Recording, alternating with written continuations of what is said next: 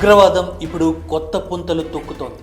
ఇప్పటి వరకు తుపాకులు, ఆత్మాహుతి దాడులు, బాంబ్ బ్లాస్టులతో మారణ హోమాన్ని సృష్టించిన ముష్కరులు ఇప్పుడు ట్రెండ్ మార్చి బయో టెర్రరిజంలోకి అడుగుపెట్టారు. ఇటీవల ఢిల్లీలో భారీ పేలుడు ఘటన నేపథ్యంలో షాకింగ్ విషయాలు వెలుగులోకి వచ్చాయి. బయో వెపన్ను ఉపయోగించి వందలాది మంది మనుషుల ప్రాణాలను తీయాలని భారీ వ్యూహరచన చేశారు. ఇస్లామిక్ స్టేట్ ప్రేరణతో వారు రిసిన్ అనే అత్యంత విషపూరిత రసాయన పదార్థాన్ని తమ ఆయుధంగా ఎంచుకున్నారు. ఢిల్లీలోని ఎర్రకోట పేలుడు ఘటనకు ముందే హైదరాబాద్కు చెందిన డాక్టర్ మహమ్మద్ మొహియుద్దీన్ సయ్యద్ను గుజరాత్లో పోలీసులు అరెస్ట్ చేశారు. సయ్యద్ చైనాలో వైద్య విద్యను అభ్యసించి గుజరాత్లో డాక్టర్గా కొనసాగుతున్నాడు. అయితే అతడు ఉత్తరప్రదేశ్కు చెందిన మహమ్మద్ సుహేల్ ఆజాద్ సులేమాన్ సైఫీలతో కలిసి బయో టెర్రరిజానికి పూనుకున్నాడు. సాధారణంగా మనకు లభించే ఆముదపు గింజల నుంచి రెసిన్ అనే విష పదార్థాన్ని వీరు పెద్ద ఎత్తున సేకరించారు. ఆముదపు గింజలను గుజ్జుగా మార్చి ఒక ప్రత్యేక విధానంలో ఈ విషాన్ని సంగ్రహిస్తారు. రెసిన్ను పొడి, ద్రవం, పొగమంచు రూపంలోకి మార్చవచ్చు.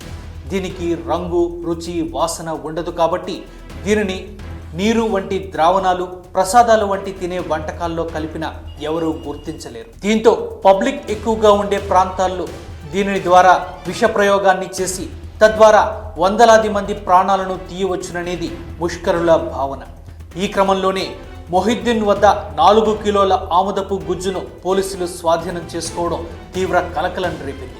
అత్యంత విషపూరితమైన ఈ రెసిన్ ఒక్కసారి శరీరంలోకి వెళితే ప్రాణాలతో బయటపడడం కష్టమని నిపుణులు చెబుతున్నారు. ఈ విషయానికి ప్రపంచవ్యాప్తంగా ఎలాంటి విరుగుడు లేదని, కేవలం 2 చుక్కల రెసిన్ ఓ నిండు ప్రాణాన్ని తీస్తుందని అంటున్నారు. ఇది శరీరంలోకి ప్రవేశించాక కణాలకు ప్రోటీన్ అందకుండా అడ్డుకుంటుందని, దీంతో శరీరంలోని అవయవాలు ఒక్కొక్కటిగా విఫలమై కేవలం 36 నుండి 72 గంటల్లోనే బాధితుడు మరణిస్తాడని వైద్యులు చెబుతున్నారు. ఇదిలా ఉంటే మన దేశంలో ఆముదపు గింజలు చాలా సులభంగా లభిస్తాయి.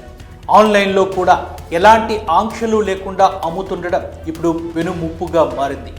గతంలో బల్గేరియా తిరుగుబాటు నేత జార్జి మార్కోవ్ హత్య, అమెరికా అధ్యక్షుడికి వచ్చిన పార్సెల్లోనూ రెసిన్ను గుర్తించారు. ఇప్పుడు మన దేశంలో ఉగ్రవాదులు దీనిపై దృష్టి సారించడం భద్రతా సంస్థలకు కొత్త సవాల్గా మారింది.